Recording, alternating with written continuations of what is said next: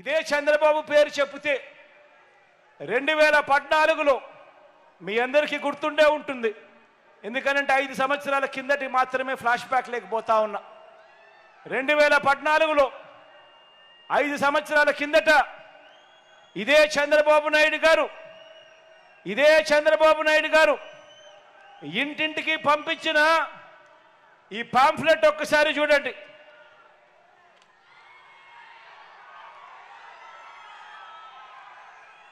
అందరికీ గుర్తుందా ఈ పాంఫ్లెట్?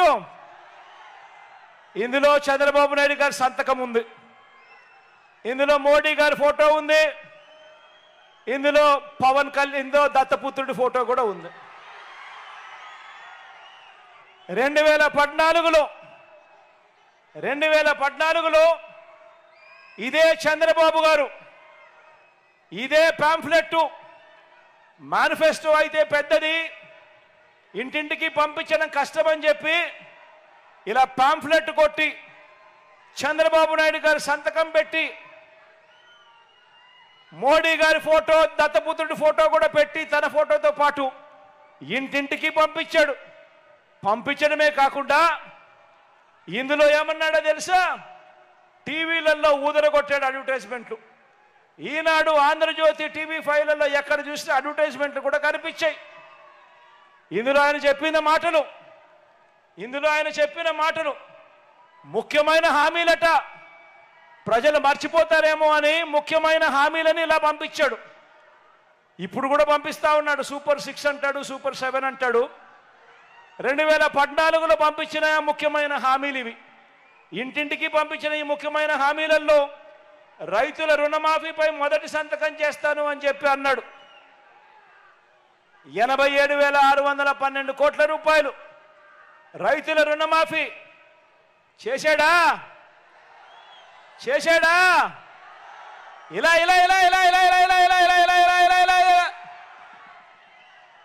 ఇందులో ముఖ్యమైన హామీ డ్వాక్రా పొదుపు సంఘాల రుణాలన్నీ పూర్తిగా రద్దు చేస్తామన్నాడు. 14,205 కోట్ల రూపాయలు పొదుపు సంఘాలకు సంబంధించిన రుణాలు మాఫీ చేస్తానన్నాడు. 1 రూపాయి అయినా చేశాడా అని అడుగుతా ఉన్నాను. ఇలా 2 చేతులు పైకెత్తారు.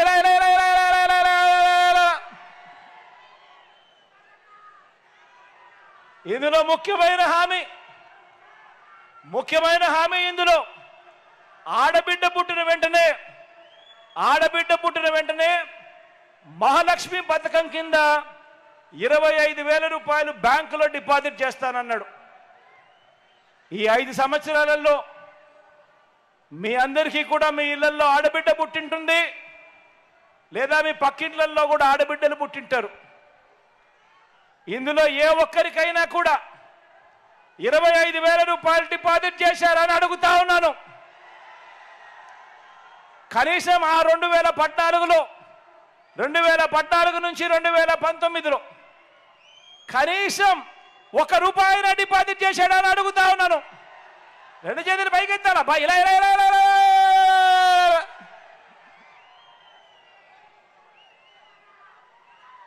ఇందులో చెప్పిన ఇంకొక హామీ, ముఖ్యమైన హామీలు ఇవన్నీ అని ముఖ్యమైన హామీలని తను చెబుతూ ఇంటింటికి పంపించిన హామీలు ఇవి. ఇందులో ముఖ్యమైన హామీ, ఇంటింటికి ఒక ఉద్యోగం ఇస్తా, ఉద్యోగం ఇవ్వకపోతే ఇంటింటికి కూడా ప్రతి నెల 2,000 రూపాయలు నిరుద్యోగ భృతి ఇస్తాను అని చెప్పాడు. 60 నెలల పరిపాలన, 5 సంవత్సరాలు, 60 నెలలు ఇంటూ నెలకు 2,000 రూపాయలు అంటే ప్రతి కుటుంబానికి 1,20,000 రూపాయలు నిరుద్యోగ భృతిగా ఇవ్వాలి. ఇచ్చాడా అని అడుగుతా ఉన్నా నేను. ఇలా ఈ ముఖ్యమైన హామీలు ఇంతటితో ఇంకా ఆగిపోలేదు, ఇంకా ఉన్నాయి ముఖ్యమైన హామీలు.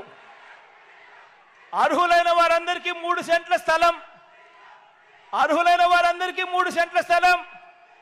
కట్టుకునేందుకు పక్కా ఇల్లు. ఇందులో ముఖ్యమైన హామీగా రాశాడు. పేదలందరికీ, అర్హులైన వాళ్ళందరికీ 3 సెంట్ల స్థలం, కట్టుకునేందుకు పక్కా ఇల్లు. నేను అడుగుతా ఉన్నా కనీసం ఏ పేదవాడికైనా కూడా ఒక్క సెట్ అయినా స్థలం ఇచ్చాడా అని అడుగుతా ఉన్నా. ఇదే నంద్యాల జిల్లాలోనే ఇచ్చాడని అడుగుతా ఉన్నారు. ఇలా ఇలా 2 చేతులు వేగి జిల్లా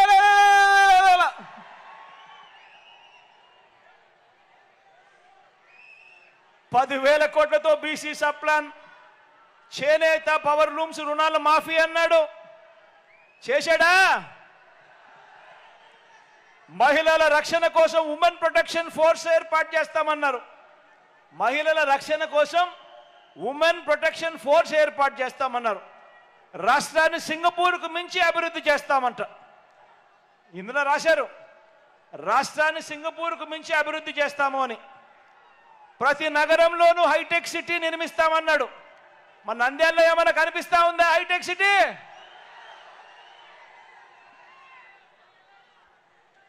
ఇవన్నీ కూడా ముఖ్యమైన హామీలంటూ 2014లో ఇదే చంద్రబాబు సంతకం పెట్టి ఒకవైపున ఆయన ఫోటో, ఒకవైపున మోడీ గారి ఫోటో, మరోవైపున దత్తపుత్రుడి ఫోటోతో ప్రతి ఇంటికి కూడా పంపించారు.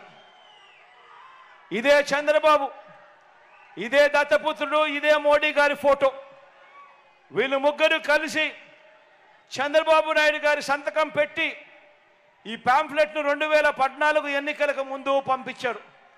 నేను అడుగుతా ఉన్నాను, ఇందులో కనీసం ఏ ఒక్క హామీ అయినా మీరు నెరవేర్చారా అని అడుగుతా ఉన్నాను మీ అందరినీ కూడా.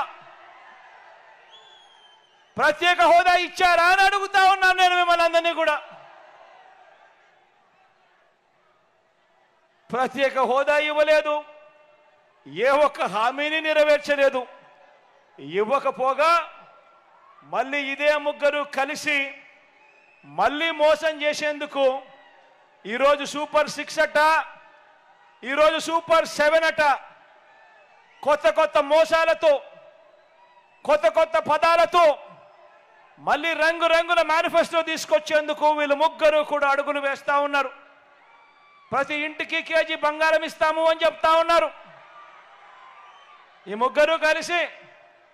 ఈసారి ఈ ముగ్గురు కలిసి సూపర్ 6 అట, సూపర్ 7 అట, ప్రతి ఇంటికి కేజీ బంగారం అట, ప్రతి ఇంటికి బెంచ్ కారు కొనిస్తారట.